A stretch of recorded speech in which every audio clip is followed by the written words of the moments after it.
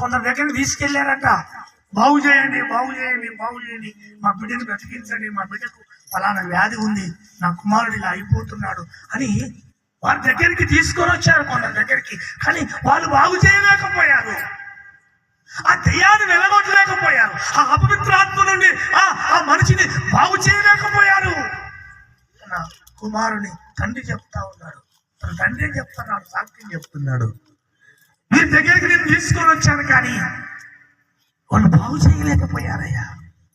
ఈ రాత్రి నీకున్న అనారోగ్యాన్ని బట్టి, నీకున్న సమస్యను బట్టి, నీకున్న అపవిత్రాత్మ, నీకున్న బలహీనతను బట్టి, నీకున్న ఆ శోధను బట్టి నువ్వు ఎక్కడెక్కడికి వెళ్ళినా నువ్వు బాగుపడలేదేమో. ఈ రాత్రి యేసయ్య దగ్గరికి రా, దేవునికి స్తోత్రం కలుగును గాక.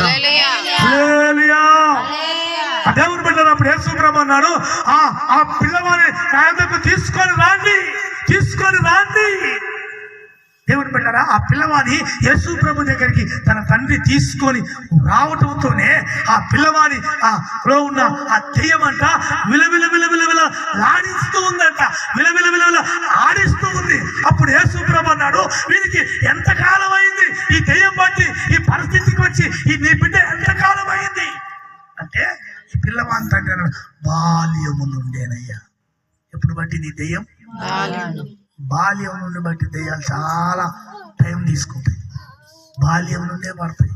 చిన్నప్పటి నుంచి ఈదులలో తిరిగే అలవాటు, చిన్నప్పటి నుంచి సెల్ ఫోన్ పట్టుకొని గంటలు చూసే అలవాటు, ఇది పెద్ద దెయ్యం. ఏసు రక్తమే జయం అన్నాడు, ఏసు రక్తమే జయం. ఇది పెద్ద దెయ్యం, ఏసు రక్తమే జయం. చిన్నప్పుడే వాడు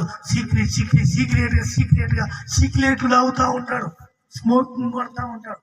చిన్నప్పుడే వాళ్ళ బంధువుల దగ్గరికి వెళ్ళి, వాళ్ళ ఫ్రెండ్స్ సెంటర్ రహస్యంగా పోయి బీర్ సీసాలు పట్టుకొని తాగుతూ ఉంటాడు. చిన్న వయసులోనే వాళ్ళ అమ్మ నాన్న కూడా తెలియదు, ఇదో పెద్ద దెయ్యం.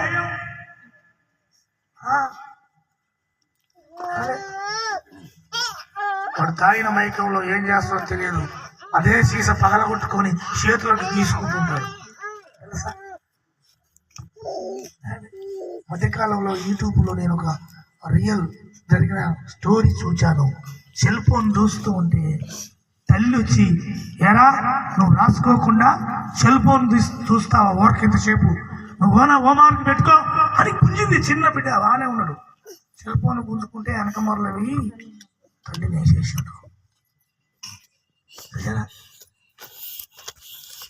ఇవన్నీ తెలియవు కానీ ఆ పరిణామాలు జరుగుతుంటే అనుభవిస్తుంటే తెలిసింది. దేవుని బిడ్డారా, ఈ పిల్లవాడి తండ్రి అంటున్నాడు, అయ్యా బాల్యము నుండేనే వీరికి. చెప్పండి, బాల్యము నుండే. బైబుల్లో ఒక మాట ఉంది, బాలుడు నడవలసిన త్రోవ వానికి నేర్పుము. దేవునికి స్తోత్రం కలుగును గాక. ఒకవేళ మీకు